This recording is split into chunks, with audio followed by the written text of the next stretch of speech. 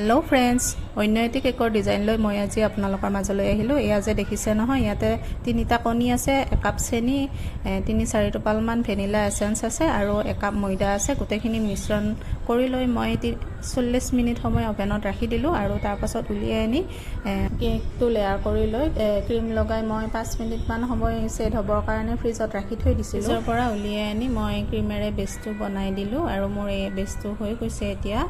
আৰু আজি গোটেই কেকটোৱে মই হোৱাইট কালাৰত ৰাখিম বুলি ভাবিছোঁ। আৰু যেটো ডিজাইন দিছোঁ আজি মই সম্পূৰ্ণ নিজা ডিজাইন মই নিজে দিছোঁ। এইটো ভাবি পেলাই কেনেকুৱা হৈছে আপোনালোকে প্লিজ কমেন্ট কৰি জনাব। আজি গোটেই কেকটোৱে মই হোৱাইট কালাৰত ৰাখিছোঁ। চিন্তা কৰি থাকি আকৌ তলত অকণমান লাইট ব্লু কালাৰৰ এটা বৰ্ডাৰ দি দিলোঁ আৰু মাজে মাজে হোৱাইট কালাৰৰ এনেকৈ পাহি বনাই দিছোঁ, মানে কৰি বনাই দিছোঁ। এই দুটা কালাৰে থাকিব। মোৰ বৰ্ডাৰটো দিয়া হৈ গ'ল। চিন্তা কৰি থাকি এটা ওপৰত ইয়েলো কালাৰৰ বৰ্ডাৰ দি দিলোঁ মই, ভাল লাগিব বুলি ভাবিয়েই।